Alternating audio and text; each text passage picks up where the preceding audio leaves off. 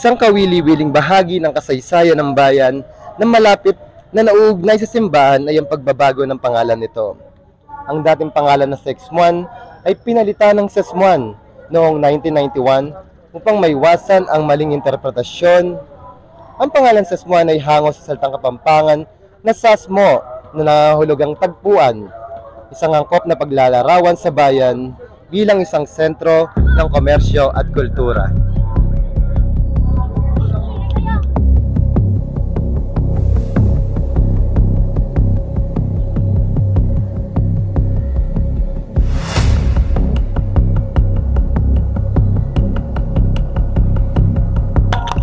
Ang kasaysayan ng simbahan ng Santa Lucia ay nagsimula pa noong ika-16 na siglo sa pagdating ng mga misyonerong Agustino sa Pilipinas. Itinatag ang parokya noong 1590 na ginagawa itong isa sa mga pinakamatandang simbahan sa lalawigan ng Pampanga.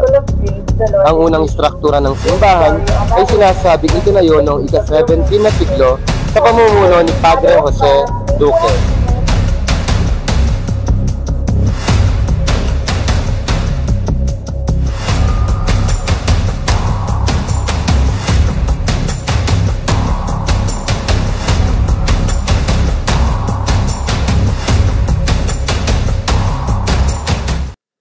Ang kasalukuyang struktura ng simbahan ay sumasalamin sa iba't ibang yugto ng pag-unlad nito. Muli itong itinayo noong bahagi ng 1800 at pinatibay pa noong 1884 ni Padre Toribio Fanjul. Isa sa mga pinakakapansin-pansing katangian ng arkitektura nito ay ang natatanging lokasyon ng kampanaryo.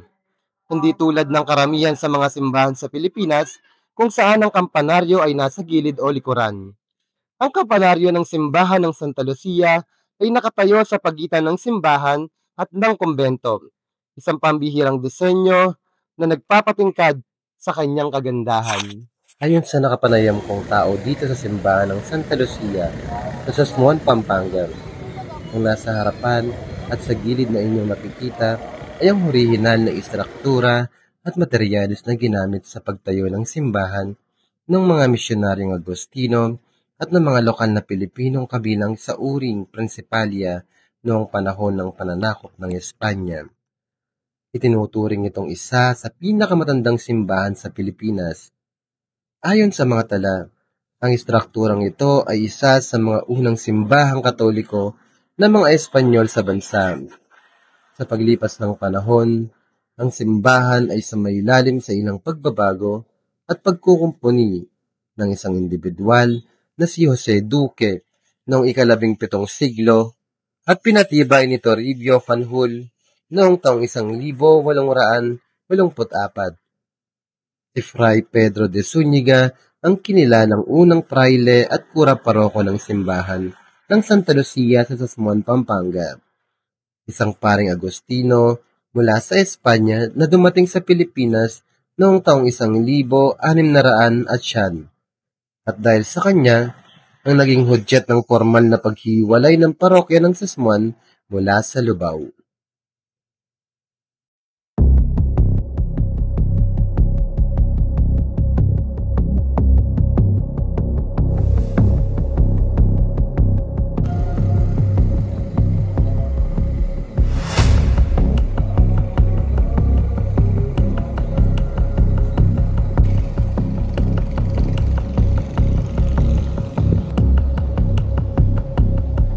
Dito ay sinubukan kong pumasok para akyatin ang luma at makasaysayang kampanarya ng simbahan.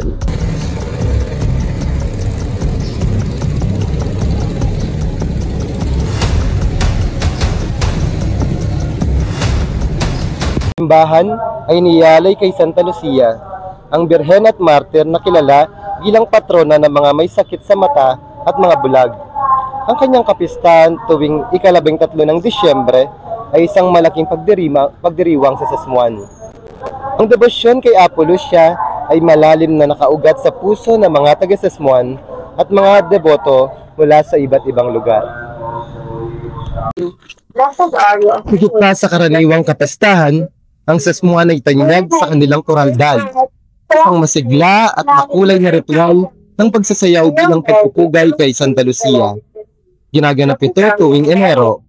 Ang mga debeto ay nagsasama-sama sa kalsada, sumasayaw sa salo ng musika habang sinisigaw ang Viva Apo Lucia Quea Sakit, na ang ibig sabihin nito ay mabuhay ang Poong Lucia, iwasan ang sakit. Ang koraldal ay isang natatanging pagpapahayag ng pananampalatayang kapampangan at paniniwalaang nagdudulot ng kagalingan at katuparan ng mga kahilingan. Ito ay isang sibol sa tabi ng simbahan ng Santa Lucia na pinaniniwalaan na milagroso daw ang tubig na nanggagaling dito. Pero ilang taon lang ito nagamit at walang makapagsasabi kung natabunan ba ito o nalipat sa ibang lugar.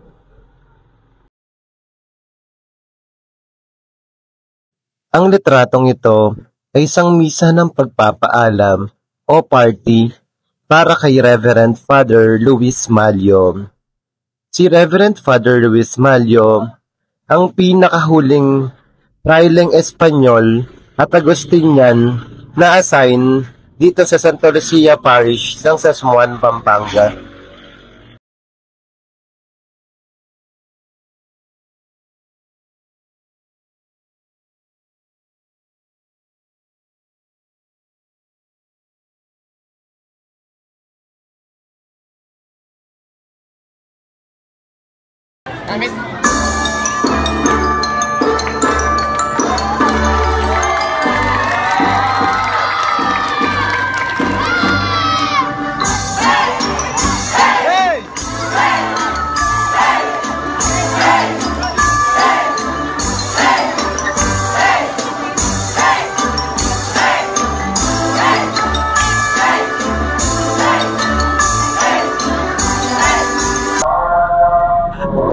Ang simbahan ng Santa Lucia sa Sasmuan ay higit pa sa isang lumang gusali.